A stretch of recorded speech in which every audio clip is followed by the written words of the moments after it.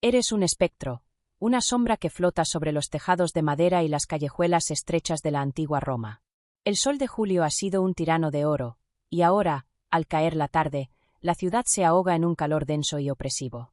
Un olor a vino rancio, a sudor y a basurero se mezcla en el aire inmóvil. En la distancia, el rugido amortiguado del circo Máximo es el último latido de un día agónico. De repente, un susurro, un crujido seco. Giras tu mirada hacia la tienda de un mercader, una pila de leña y aceite. Una chispa. Un hilo de humo delgado y gris se eleva, invisible al ojo común, como la primera hebra de una telaraña mortal. Tú lo ves. Tú lo sientes. El aire se calienta. El susurro se convierte en un crepitar tímido. Y el crepitar, en un rugido. En un instante de horror, el fuego se desata, un monstruo que despierta de su letargo. Las llamas, anaranjadas y voraces, lamen la madera, devoran el aire, y escupen chispas al cielo. La multitud, hasta hace un momento despreocupada, se convierte en un torbellino de pánico. Los gritos de «¡Fuego! ¡Fuego!» se rompen en el aire, ecos desesperados que se estrellan contra las murallas de piedra. El humo negro se alza como una columna de ceniza, oscureciendo el último resplandor del crepúsculo. Una alfombra de humo que se extiende, arrastrándose por encima de las casas, cubriendo las estatuas, envolviendo a la ciudad en un manto de oscuridad. Las brasas caen como lluvia, pequeñas estrellas incandescentes que encuentran su blanco en los techos de paja, en los toldos de tela, y en los ojos aterrorizados de los ciudadanos. Corres. Te mueves con la masa, la desesperación colectiva, el hedor a humo y a carne quemada. Ves a un hombre arrastrando una carreta llena de bienes, su cara manchada de hollín, sus ojos desorbitados.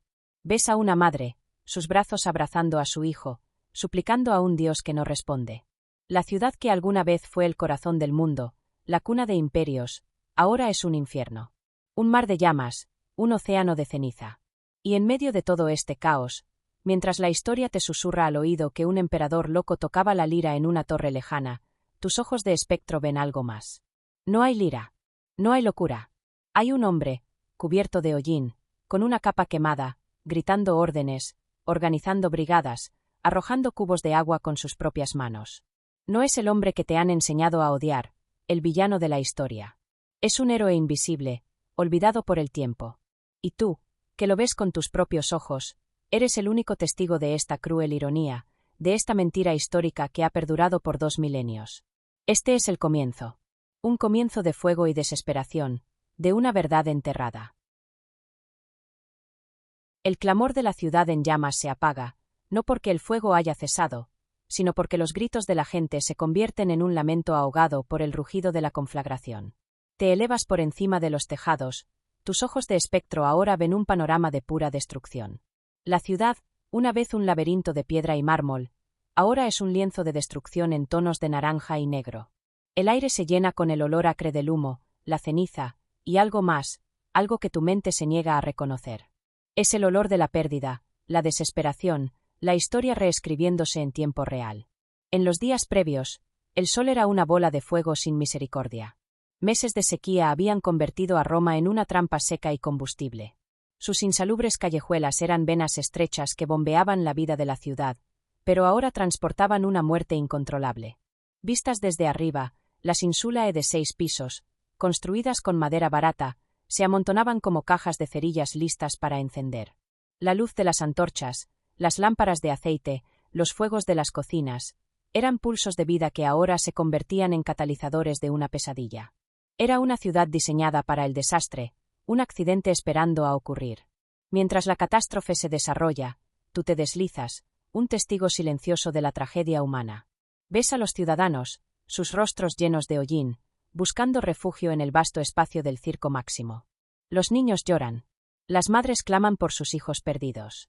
Los hombres, antes orgullosos, ahora se sientan en silencio, sus cabezas entre sus manos, mirando cómo la vida que construyeron se convierte en ceniza. La gente de Roma, está sufriendo. Y en su dolor, necesitan un culpable. Necesitan una historia. Una historia que tenga sentido, un villano. Y la historia, como una serpiente astuta, comienza a tejer su veneno. Te adentras en el mundo de los poderosos. En los salones de mármol del Senado, los hombres de túnica blanca caminan de un lado a otro. Sus caras no están manchadas de hollín, Sus ojos no están llenos de lágrimas. Están calculando. El dolor de la gente es un arma. La desesperación, una oportunidad. El emperador, Nerón, el excéntrico, el artista, el que se atrevió a desafiar la tradición romana, no está en la ciudad. Está a 50 kilómetros de distancia, en una villa de verano. Y en esa ausencia, sus enemigos ven la debilidad, la oportunidad. Una pequeña, insignificante ausencia de un hombre se convierte en un símbolo de abandono, de desprecio. Los rumores, como la ceniza flotante, comienzan a extenderse. El emperador, se susurra, estaba en la villa, pero cuando le informaron del incendio, se negó a regresar. Se dice que se regocijó en la destrucción de la ciudad, recitando un poema sobre la caída de Troya, su voz resonando sobre las llamas. Es una historia hermosa, una historia poética, una historia fácil de creer. Una historia perfecta para un monstruo. Te acercas a la mente del emperador, un hombre malinterpretado. No hay música, solo hay un rostro pálido y sudoroso, sus ojos fijos en la distancia. Le informan del fuego, y no hay regocijo. Hay miedo, pánico. Un frenesí. Una decisión instantánea y visceral, regresar a Roma. No para ver su caída, sino para salvarla. Y es aquí donde la historia, la que se ha contado por 2000 años, se separa de la verdad que tú, como espectro, presencias. No hay lira. Solo hay un hombre desesperado, cabalgando a través de la noche, hacia el infierno que ha devorado su ciudad. Un hombre que la historia ha condenado, pero que tú, en esta noche de horror, ves por primera vez como un héroe. El aire, espeso con el sabor a ceniza y la desesperación, se arremolina a tu alrededor mientras te mueves junto al hombre que la historia ha pintado como un monstruo. La mentira se desvanece ante tus ojos espectrales mientras presencias la verdad cruda y brutal de su regreso. No hay carroza triunfal, no hay un séquito ostentoso. Hay un solo jinete, un hombre con la capa cubierta de polvo y el rostro endurecido por la angustia. Se precipita a través de la noche hacia su ciudad en llamas, el rugido de la conflagración creciendo con cada galope de su caballo. Llega a las puertas de Roma y lo que ve lo golpea como un puño de fuego en el estómago. La ciudad, el corazón del imperio, no es más que una masa de ruinas humeantes, un laberinto de cenizas y lamentos. El hombre que la historia ha acusado de un acto de pura vanidad, no se detiene a admirar la destrucción. En lugar de eso, salta de su caballo, sus ojos buscando a sus ciudadanos. Lo presencias abriendo las puertas de su propio palacio, el majestuoso Domus Transitoria, a los cientos de miles de personas que han perdido sus hogares. Ves a los guardias, a los sirvientes, a los esclavos, trabajando incansablemente para acomodar a la gente, para darles agua, comida y un lugar para dormir. Observas cómo el emperador, lejos de su papel, se mueve entre la multitud, sus ojos llenos de una empatía que no te han contado. No solo abre sus puertas. Crea un sistema de socorro masivo. Organizas brigadas de bomberos de emergencia, hombres con baldes y herramientas, que luchan contra el fuego incansable. Ordena la demolición de los edificios adyacentes a las zonas en llamas, creando cortafuegos, cicatrices de destrucción diseñadas para detener al monstruo de fuego. Es una estrategia arriesgada, brutal, pero necesaria. Las calles de Roma, una vez laberintos de muerte, se convierten en vías de escape. Los graneros de Ostia, los almacenes del imperio, se abren. La comida y los suministros fluyen hacia la ciudad, distribuidos entre la población desesperada. El precio del pan se reduce a un mínimo, el trigo llega en barcos desde Egipto. Ves a los ciudadanos, sus rostros llenos de gratitud, sus ojos reflejando una esperanza nacida de la ceniza. Pero en las sombras, en los salones de mármol del Senado, la maquinaria de propaganda ya está en marcha. No importa lo que Nerón haga. El hombre, que se ha manchado de hollín y ha arriesgado su propia vida para salvar a su ciudad, ya es un villano. La narrativa es simple. Un emperador loco, un artista narcisista, que ha incendiado su propia ciudad para purificarla, para crear un lienzo en blanco para su nueva y extravagante capital. Observas cómo la mentira crece, se expande, como un virus psicológico que se propaga entre los lamentos y el dolor. Los rumores se convierten en hechos. La falta de evidencia se convierte en la prueba misma de su astucia. Y en medio de su dolor, la gente, anhelando un chivo expiatorio, comienza a creer la historia. La narrativa que susurra que el hombre que los salvó, fue también el hombre que los destruyó. Y tú, como espectro, eres el único testigo de esta amarga ironía, de la dolorosa transformación de un héroe en un villano. Un hombre que se arrodilló entre las ruinas y la desesperación, solo para ser condenado por las mismas personas a las que salvó. Y así, el fuego no solo quemó Roma, también incineró la verdad. El rugido del fuego se extingue, pero el eco de la mentira se amplifica. Te desplazas entre las sombras, un espectro flotando sobre las ruinas de Roma, observando el vacío de lo que una vez fue el alma de la ciudad. El olor a ceniza y desesperación es reemplazado por el olor del mármol nuevo, del sudor de los obreros, y la determinación de un hombre que se niega a la derrota. El emperador, Nerón, el hombre que la historia ya ha condenado, no está jugando. Está reconstruyendo. Lo presencias en los campamentos de refugiados, sus ojos cansados, pero su voz llena de una autoridad que no es arrogante, sino compasiva. Ves cómo él, con su propia fortuna personal, comienza a financiar la reconstrucción. No solo para los ricos y poderosos, sino para todos. Propone una nueva Roma, una ciudad de ladrillo en lugar de madera, con calles más anchas para evitar que los incendios se propaguen. Impone códigos de construcción, regulaciones que exigen que las casas tengan paredes de seguridad y que los pozos de agua estén disponibles para todos. Una visión de una ciudad segura, resiliente, nacida de las cenizas de una tragedia. Una visión que la historia ha convenientemente olvidado. Pero la narrativa del emperador loco ya ha echado raíces. Se propaga como un virus mental, infectando las mentes de los que perdieron todo. Los rumores vuelan. Que el emperador no solo quemó la ciudad, sino que la usó como un lienzo en blanco para construir un palacio para él. El Domus Aurea, la Casa Dorada. El mito de este palacio se convierte en el símbolo de la arrogancia y la locura de Nerón. La gente, en su dolor, necesitaba un símbolo, un objeto para culpar. Y el Domus Aurea, con su opulencia, fue el símbolo perfecto. La verdad, sin embargo, es que el palacio se construyó en una zona que no había sido completamente devastada por el fuego.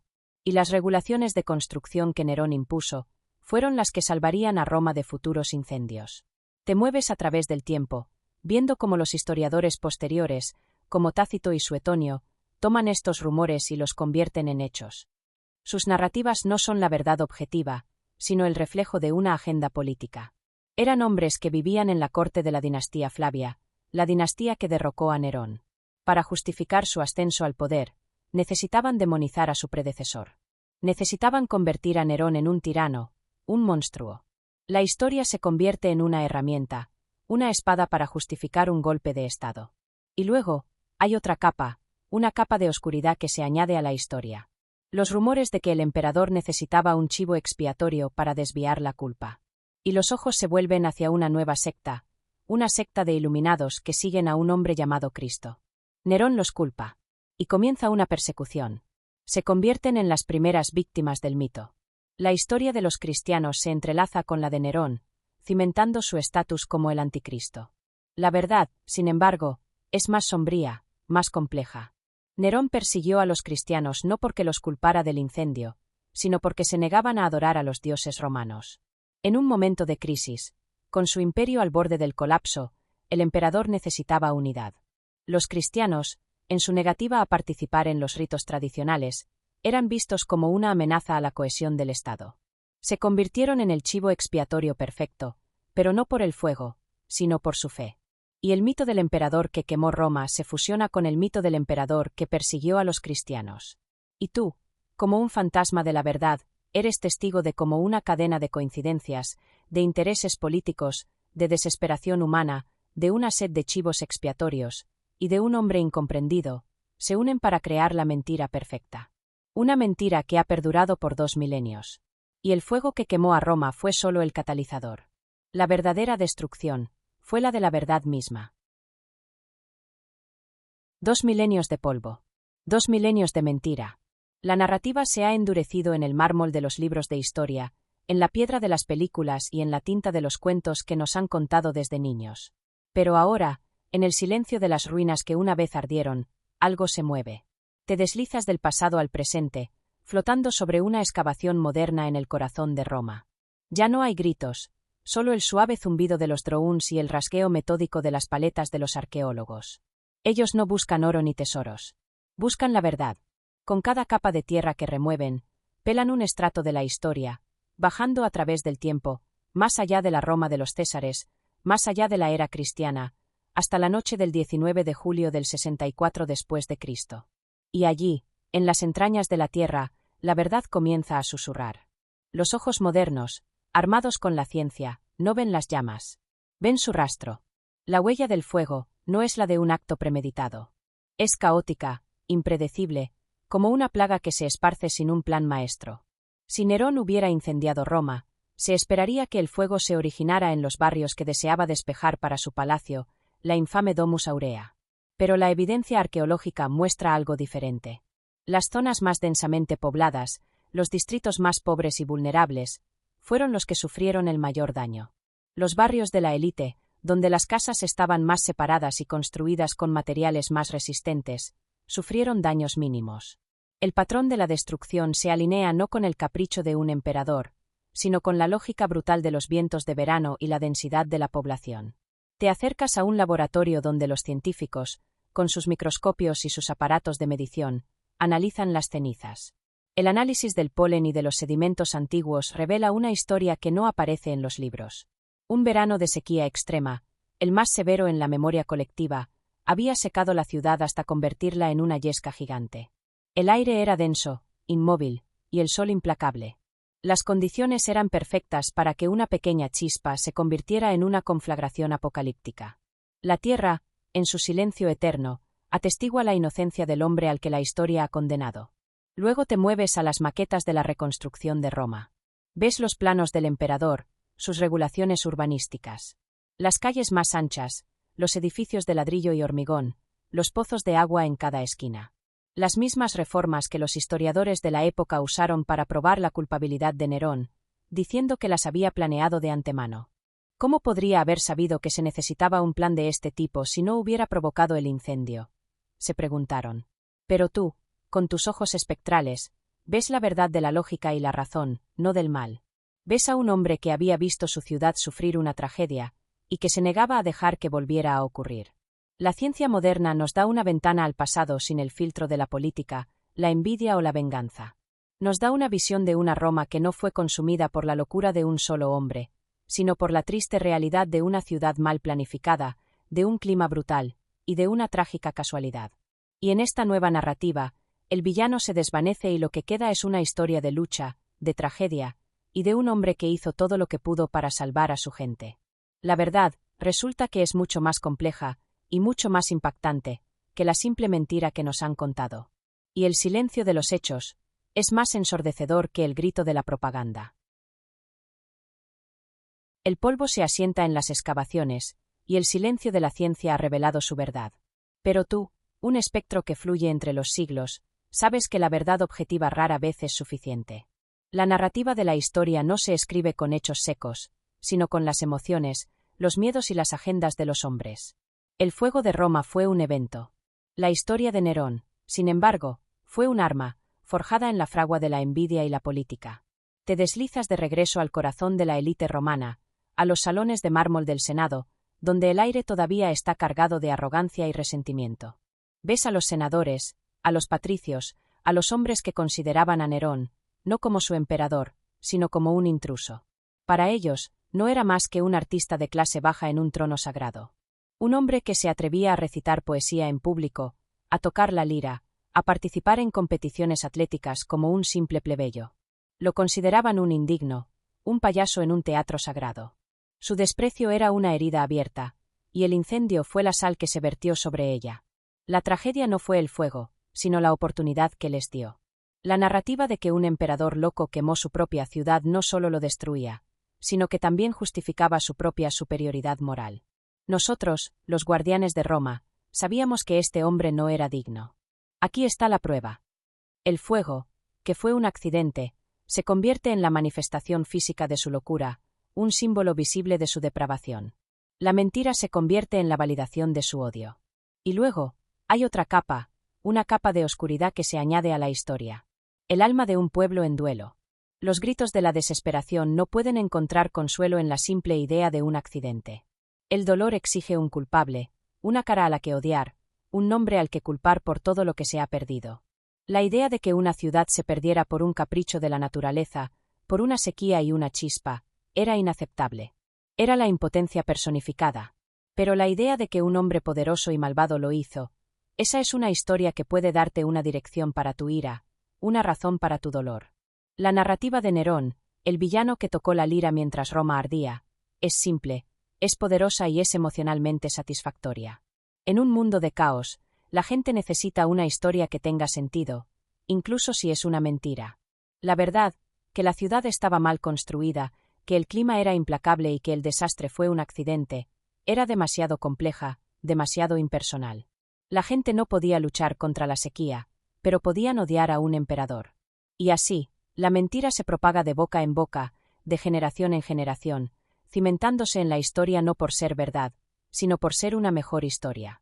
Y tú, como un fantasma de la verdad, eres testigo de cómo una cadena de coincidencias, de intereses políticos, de desesperación humana, de una sed de chivos expiatorios, y de un hombre incomprendido, se unen para crear la mentira perfecta. Una mentira que ha perdurado por 2 milenios. Y el fuego que quemó a Roma fue solo el catalizador. La verdadera destrucción fue la de la verdad misma. El tiempo no borra las mentiras, las moldea, las pule, las hace brillar como si fueran verdad. Te mueves a través de las edades, un espectro que ve la sombra de Nerón proyectarse a lo largo de los siglos.